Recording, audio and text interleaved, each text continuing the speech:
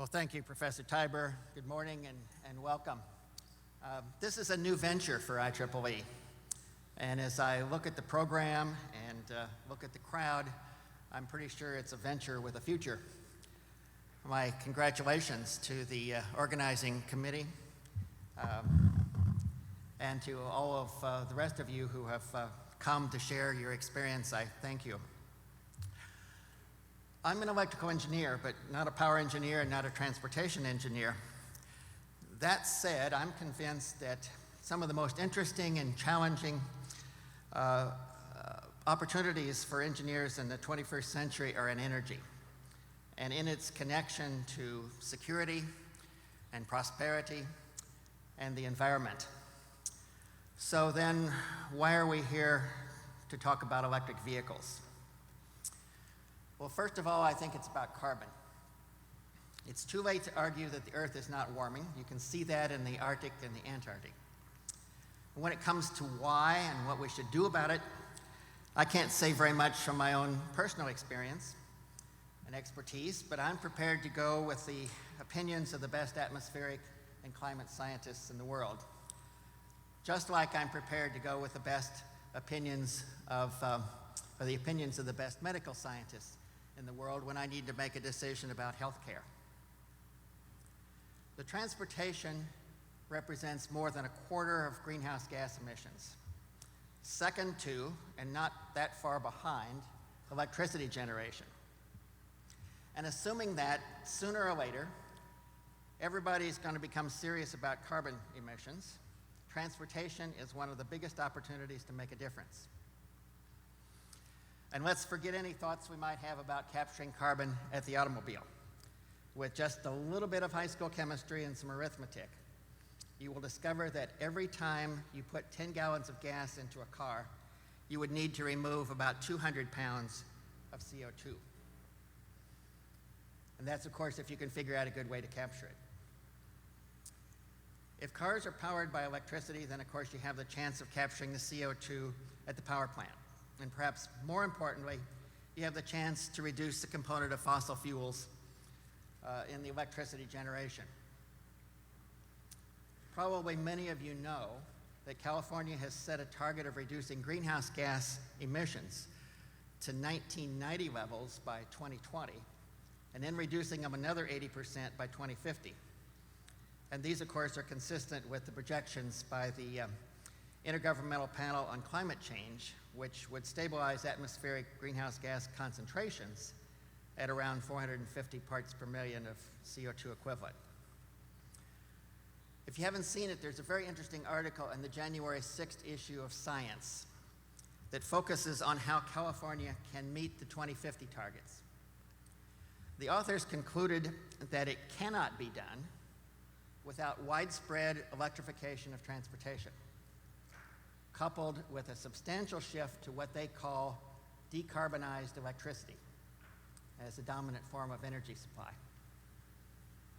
More specifically, they call for reducing the gasoline consumption in light-duty vehicles by 75% and generating 90% of electricity without CO2 emissions, whether that be by increased use of renewables or more nuclear or carbon capture and storage. But the importance of electric vehicles isn't just about carbon. It's also very specifically about petroleum. For both economic and security reasons, countries need to reduce their reliance on petroleum. You will have noticed that the price of gasoline is back in the daily headlines. And it's been estimated that for every $10 increase in the price of a barrel of oil, there's a $75 billion impact on the US economy.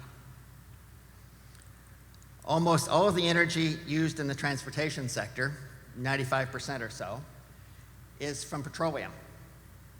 And transportation consumes at least 2/3 of all the petroleum used in the United States.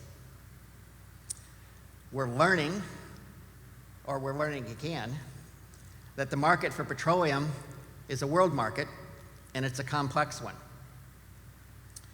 What we're experiencing is the outsized effect of disruptions or threatened disruptions in the flow of oil from just one country, a country that contributes less than 5% of the world's supply of oil, a country that provides virtually none of the oil consumed in the United States.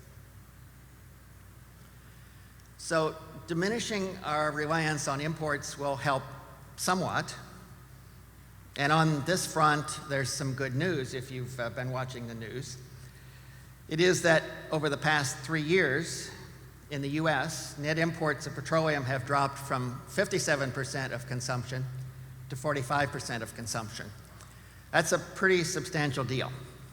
We need to keep that trend going. And I'm sure we're going to hear a lot more about that between now and November. But of course, the ultimate answer is to diminish our consumption of petroleum, to shift to other fuels. And of course, electric vehicles provide one of the best opportunities to do that. Our interest in electric vehicles is also about efficiency. The efficiency of an internal combustion engine is about 15 or 20%, give or take, depending on specifics. In contrast, the efficiency of an electric motor can be something like 80%, again, depending on specifics. For electric vehicles, in terms of mileage, battery-to-wheel efficiencies of 200 or 300 watt-hours per mile are quoted for some of the cars that I've looked at, which is in the range of 100 or 150 miles per gallon gasoline equivalency. So the potential gain in efficiency is significant. And then finally, we must look at the growing demand for mobility, especially in developing countries.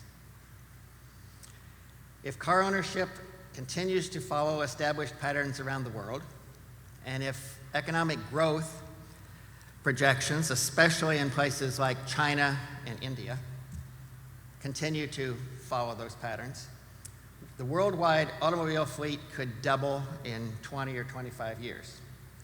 And of course, accommodating that with gasoline-powered vehicles is somewhat difficult to imagine. In fact, accommodating it with any fuel is something that may be difficult. So then, is it realistic to think about a major shift in how we fuel transportation? I think it's worth looking at how different fuels have dominated in different parts of our history. In the US, wood was the largest source of energy until the last half of the 19th century, when it was overtaken by coal, which stayed on top for only about 50 years before it was replaced by petroleum. We've seen industry move from water to steam to electricity to power heavy manufacturing. And once they were introduced, it took only about 40 years for electric motors to capture about 80% of that manufacturing market. It took diesel locomotives about 30 years to replace steam locomotives. In fact, most of that happened in just about a decade, the 1930s. And these were very substantial technological and economic shifts that occurred over decades, not over centuries. And it just seems possible that transportation could be the next example. We do, however, recognize that there are some challenges. Initial costs are still high, and that deters many potential customers, even those who recognize that lifetime costs may favor electric vehicles, especially when you include operating expenses, maintenance, and repair costs. Limited range, limited access to charging stations, significant recharging times all create range anxiety or the fear of being stranded, and that's a further deterrent. Safety issues have been raised and perhaps not resolved in the minds of the public. And while there may be adequate generating capacity, rapid adoption could strain the electric grid, particularly at the distribution end of it. So these are just some of the topics that I hope we'll learn more about over the next couple of days, and I'm optimistic that we will. The program is impressive, as I expected that it would be, considering that it was organized by IEEE volunteers and staff, and that's what they do, and they do it well. IEEE as an organization is about knowledge, nurturing the creation and dissemination of knowledge while promoting its application. We are about helping innovators innovate. We are about, as our motto says, advancing technology for humanity through the work of our over 400,000 members in over 160 countries. We do this by sponsoring conferences like this one, about 1,300 of them altogether last year, in all kinds of subjects. We do it by publishing journals and magazines. There are about 150 of those in our portfolio. And we do it by facilitating the development of standards, about 900 of which have been adopted. I just checked our electronic library and found more than 12,500 documents related to electric vehicles. Most of them written within the last decade or so, but a handful of them over a century old. That's your knowledge base in this field. It's a history of the field. And within IEEE, you'll find a number of communities, networks, if you will, that focus on areas related to electric vehicles. We call them technical societies. You may have noted that 8 of them are among the sponsors of this conference. Societies of members interested in vehicular technology, intelligent transportation systems, power electronics, power and energy, computational intelligence, instrumentation and measurements, reliability, and industry applications. And IEEE also has councils or groups of societies that focus on sensors and systems, and they're here too.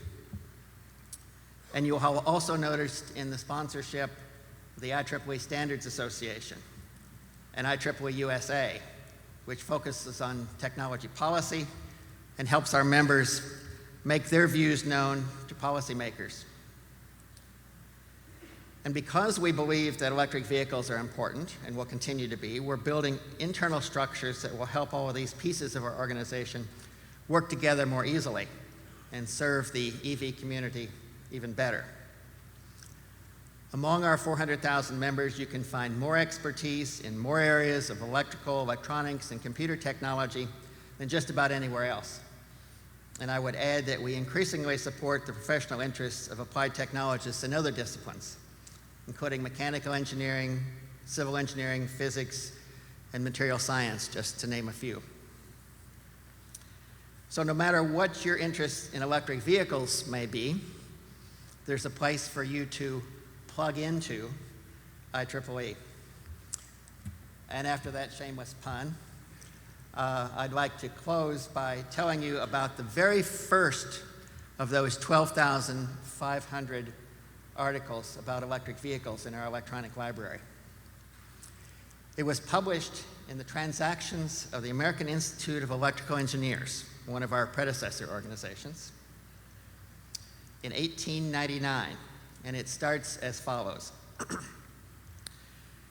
During the last 3 years, many descriptive articles relating to the automobile have appeared in the technical press, but up to the present time, there has been published no definite data which might be used to indicate whether or not electric operation possessed any advantages.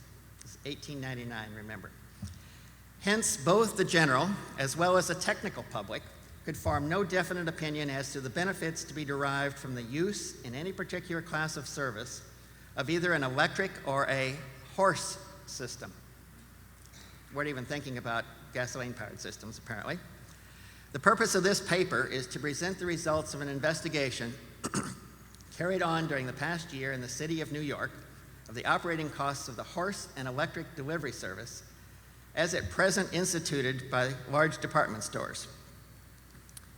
And then the paper concludes by saying, in light delivery service in large cities, when a number of units are employed by individual firms, the adoption of the automobile would seem to be merely a question of time. For this kind of service, it seems preeminently the best solution. It is cheaper to operate than horse service. And the mechanical problems have been so far solved as to make the vehicles commercially successful. Though, as stated before, it is not the intention to discuss depreciation, it may be noted that the comparison of the costs of operation as regards fuel, food, cost of power, etc., would show a saving in favor of the electric delivery wagon in 1 year of 15%, which under more favorable conditions as to the price of power might easily be increased. And then the paper goes on to say, recite some other benefits. The hygienic condition of large cities will be improved. The cost of street cleaning will be decreased. The wear and tear on pavements and streets will be reduced. Here's a good one. The traffic in cities will not be as congested, owing to saving of space now occupied by the horse.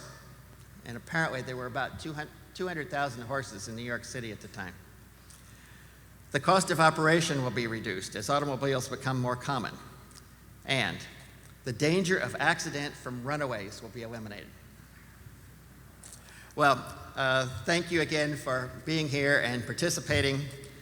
I hope you'll find this conference stimulating, and I'll be around today and until sometime tomorrow afternoon, and I look forward to talking to many of you during that period of time. Thank you very much. Have a good conference.